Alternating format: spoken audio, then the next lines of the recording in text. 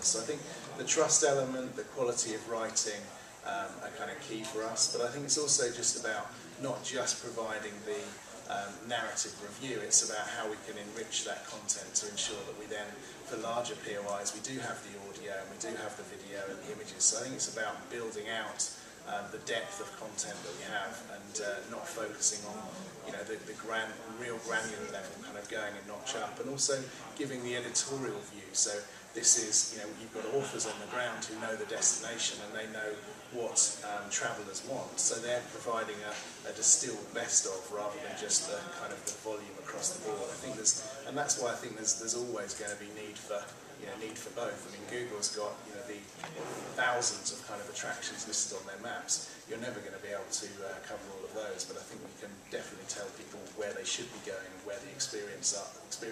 Really is very strong. We're offering clients, we're working on sort of flights to, sort of those kind of phrases, as well as kind of hotel bookings as well.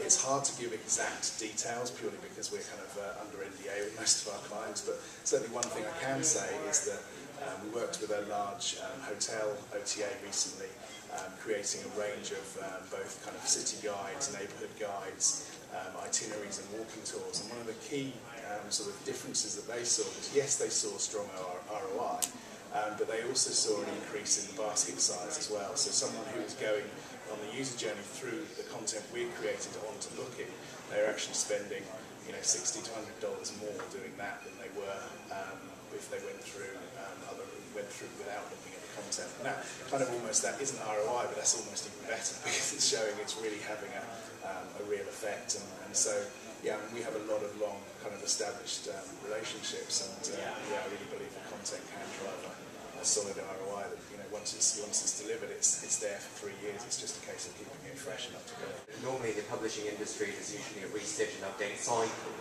But this day and age itself, when people are expecting more rapid kind of refreshing of content, how do you approach it in a successful way?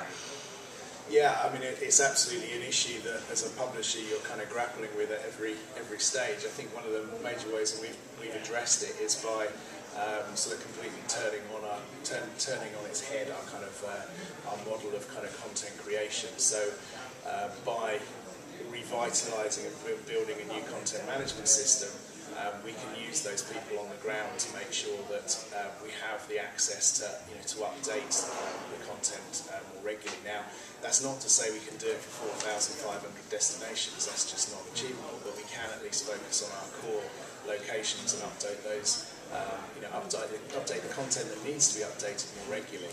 It's also about thinking about the structure of the guide itself. So you might have an overview, and that might have more of a sort of evergreen, if you like, feel to it. So it doesn't need so much work.